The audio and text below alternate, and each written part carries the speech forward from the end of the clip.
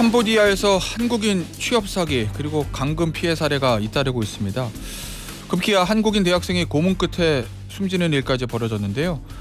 범죄 도시라 불리는 캄보디아 범죄 단지의 실태를 지금부터 짚어보도록 하겠습니다.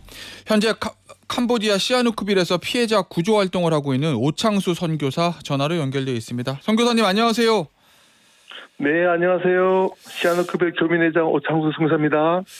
선교사님, 이 최근에 네네. 이 대학생이 사망한 사건이 좀 벌어졌는데 이게 네, 지난 그렇죠. 7월에 박람회에 다녀오겠다면서 캄보디아로 떠났다가 변을 당한 건데요. 현지 경찰은 네네. 사망 원인으로 고문에 의한 심장마비 이렇게 봤다는 거고, 이 너무 네네. 맞아서 걷지도 못했다거나 온몸에 피멍이었다는 이런 증언도 있었는데 이 네, 도대체 그렇죠. 무슨 일이 있었던 겁니까? 이걸 어떻게 현지에서는 파악하고 계세요?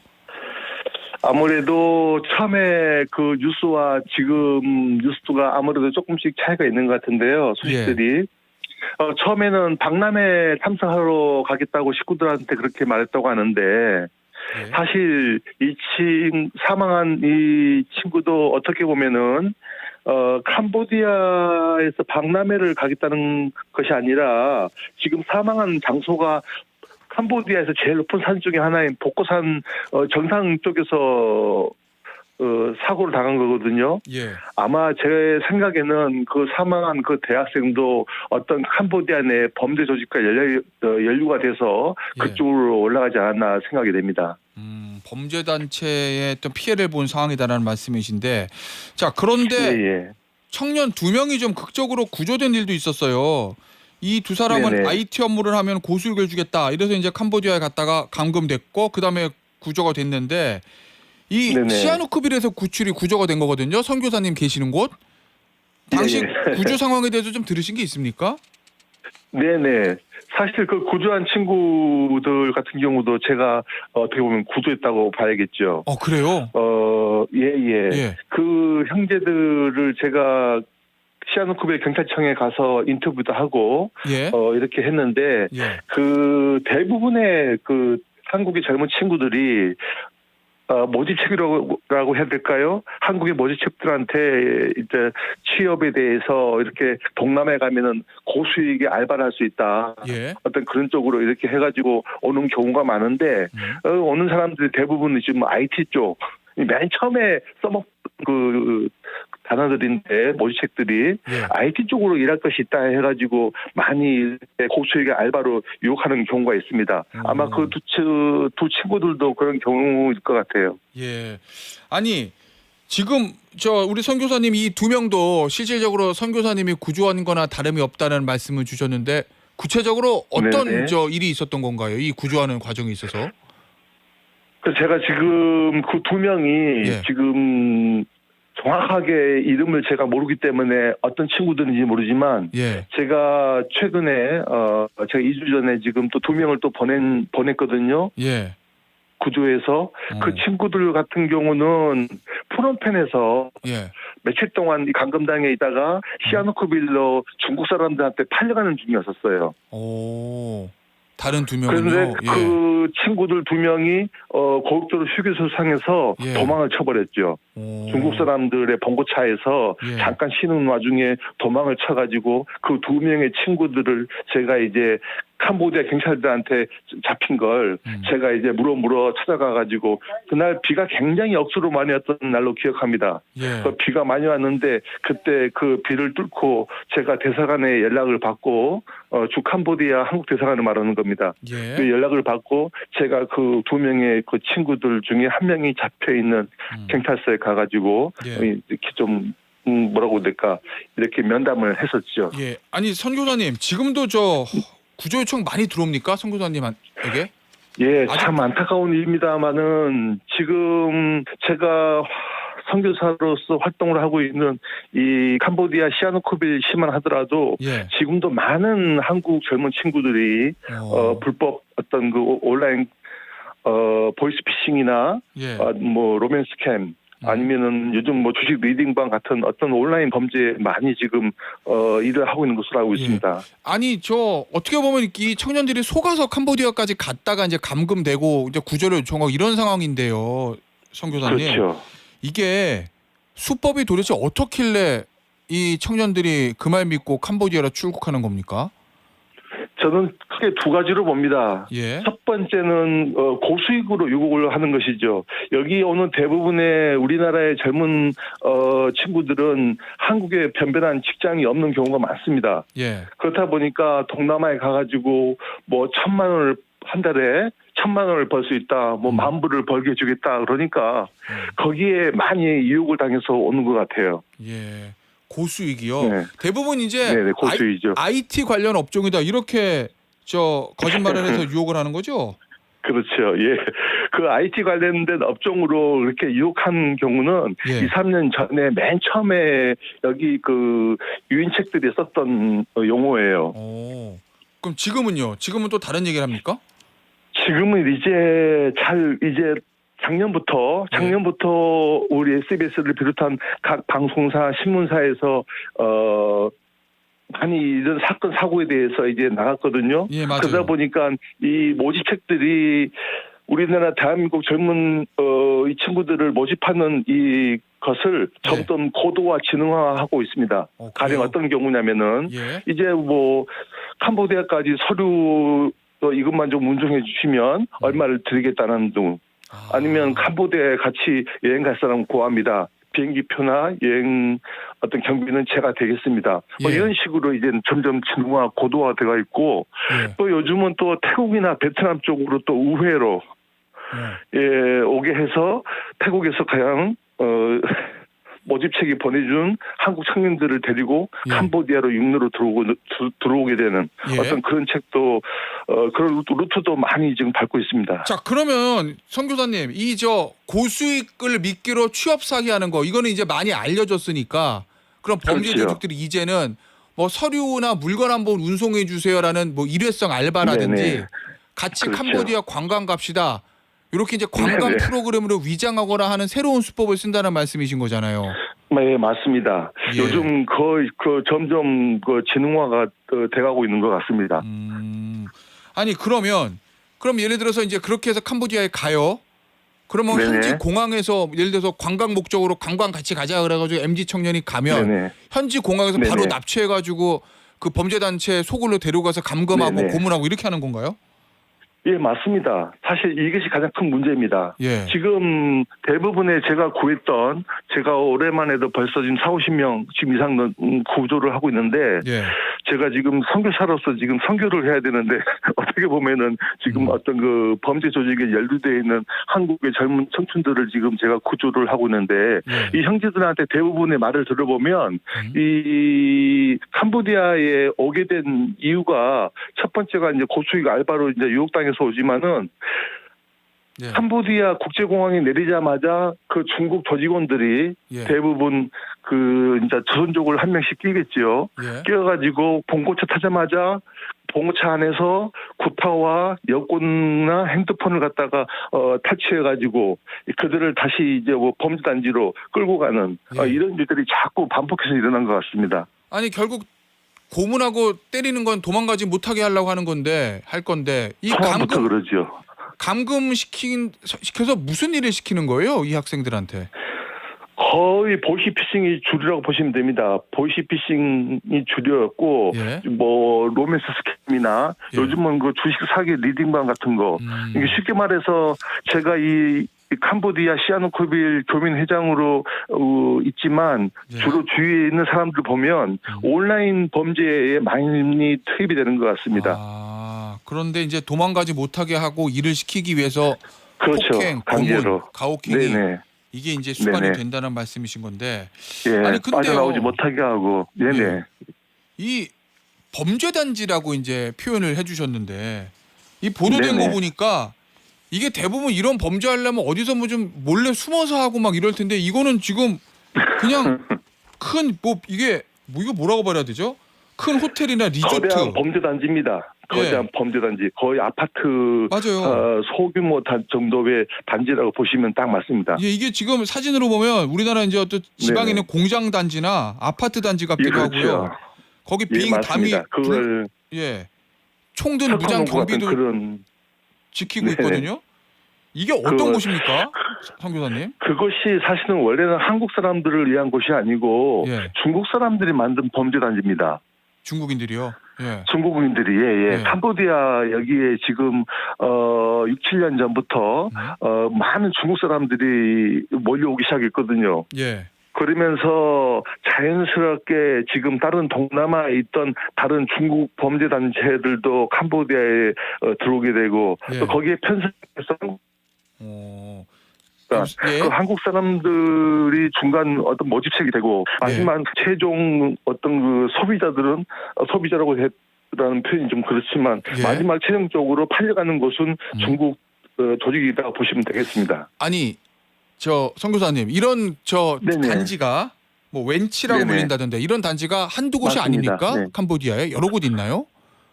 맞습니다. 지금 보통 작년 같은 경우 뭐 태조 단지, 망고 단지 예. 뭐 어떤 그런 식으로 나와 있지만은 예. 그런 단지들이 제가 있는 우리 피아노 클럽에만 해도 예. 사실 어떻게 보면 몇십 군데라고 봐야 됩니다. 시 안에만. 아니 그러면 지금 사진으로 봐도 총든 무장경비가 네네. 지키고 있고 이게 무슨 뭐 담도 높게 쳐 있고 이래서 탈출이 어려울 것 같은데 이거 구조는 어떤 식으로 네. 벌어진 건가요? 주로 한밤중에 이루어집니다. 저도 뭐 어떻게 보면은 목사 신분이지만 민간인이잖아요. 예. 민간인이기 때문에 제가 어떤 공권력이 없는 상태에서 예. 한국 젊은 친구들을 청년들을 구조를 해야 되는데 우리 교민의 이제 총무님이랄지 이제 이런 분들의 같이 가서 보통 새벽이나 저녁 시간에 예. 많이 구조를 하고 있습니다. 왜냐하면 낮에 구조하러 들어가면 저희들도 위험해지니까요. 예. 혹시 이 살려달라고 구조 요청을 한 저 피해자들 이 사람들에 네네. 대한 구조 작업 하는 와중에 뭐 연락이 끊어지거나 네네. 연락이 안 되는 사람도 있습니까?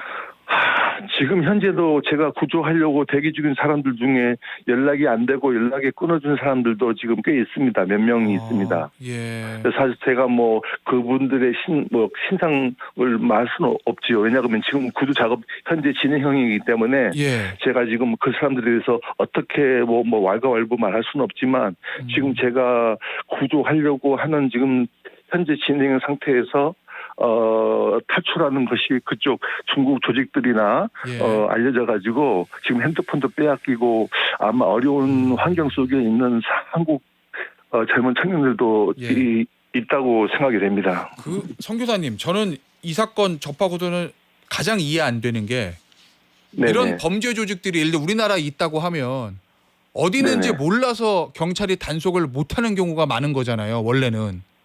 근데 지금 여기는 그렇죠. 숨어서 예, 숨어서 하니까 어딘지 몰라서 단속을 못하는 걸 텐데 이 캄보디아 네네. 같은 경우에는 어디 있는지 우리 언론에다 보도가 됐잖아요.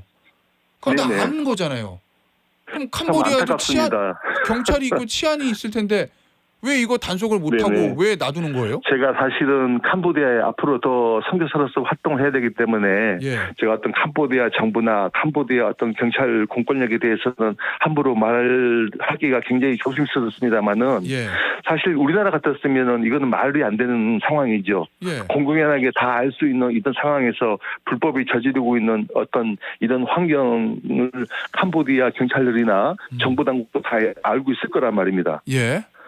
그렇기 때문에 제가 바라는 것은 우리나라 코리안 데스크를 비롯한 범정부 차원에서 캄보디아 정부와 긴밀한 협조와 공조를 통해 가지고 예. 이 문제를 해결하는 것이 가장 빠른 해결책이 아닌가 저 개인적으로는 그렇게 생각하고 있습니다. 자, 그러면은 캄보디아의 현지 치안이 또는 경찰력이 네네. 우리나라 같지 네네. 않기 때문에 현지 경찰의 네네. 협조를 얻는 것이 쉽지는 않다. 속된 말로 범죄 조직과 유착될 가능성이 있다 이런 말씀이신 거죠? 사실 제가 그 말을 할까 말까 굉장히 저도 생각을 많이 했는데 예. 사실 이 범죄 조직이라고 될까요? 아니면 그 중국의 예. 사람들과의 연계된 것들이 전혀 없다고는 말할 수 없겠지요.